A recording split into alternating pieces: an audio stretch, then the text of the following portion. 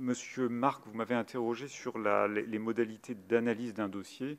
Alors, ce que je peux dire très brièvement, c'est que le moment fondamental de l'examen d'une demande d'asile, c'est l'entretien. C'est vraiment ce qui est le plus important. Ça n'est pas le récit écrit que présente le demandeur, c'est justement cet entretien dont j'ai évoqué quelques caractéristiques, ce dialogue qui doit s'établir, et entretien qui a pour objet d'abord de comprendre le profil et le parcours du demandeur, et c'est par rapport à ce profil et à ce parcours que pourront être appréciées ensuite les craintes qu'il invoque en cas de retour dans son pays d'origine.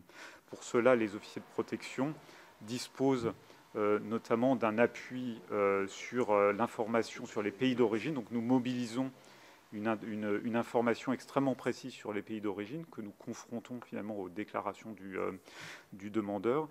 Et c'est l'ensemble de ces éléments qui va permettre de parvenir à une décision. Alors l'instruction comporte aussi, le cas échéant, l'interrogation d'un certain nombre de partenaires extérieurs. Ça va être le cas, par exemple, pour les enquêtes administratives de sécurité que nous pouvons demander au service national des enquêtes administratives de sécurité, ou encore d'interrogations diverses que nous allons faire, par exemple, sur le parcours européen du demandeur en interrogeant le système d'information Dublin. Voilà. Donc c'est de cette manière que ça fonctionne, et c'est au vu de l'ensemble de ces éléments qu'une proposition de décision peut être présentée par l'officier de protection, et elle sera généralement présentée à son supérieur hiérarchique, un chef de section, qui signera la décision s'il en partage le sens.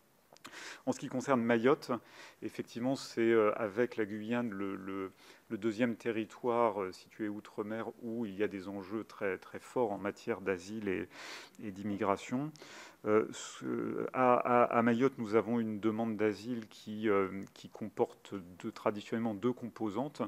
Évidemment, une demande comorienne de proximité qui aujourd'hui est très majoritaire dans la demande et représente à peu près 80% de la demande d'asile à Mayotte, mais aussi une demande en provenance d'Afrique continentale et notamment de la région des Grands Lacs, qui a plutôt eu tendance à diminuer dans le contexte de la crise sanitaire qui a rendu plus difficile les déplacements, mais qui pourrait à l'avenir augmenter à nouveau.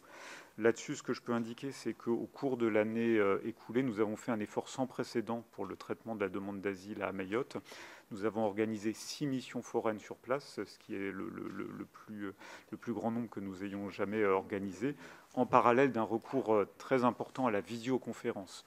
Ce qui nous permet aujourd'hui, et la situation de ce point de vue-là est proche de celle de Cayenne, d'être dans une situation où nous n'avons en fait plus de stock de dossiers, où nous traitons les dossiers au fur et à mesure de leur arrivée dans des délais qui sont très restreints. Par ailleurs, en vertu d'un décret qui vient de paraître il y a quelques jours, nous allons, dans les mois qui viennent, ouvrir une antenne également à Mayotte, dont l'un des objectifs sera de nous permettre, compte tenu des difficultés similaires à celles de la Guyane en termes d'acheminement du courrier, pour être sûr de toucher les demandeurs, de pouvoir organiser la remise en main propre de l'ensemble des documents de la procédure.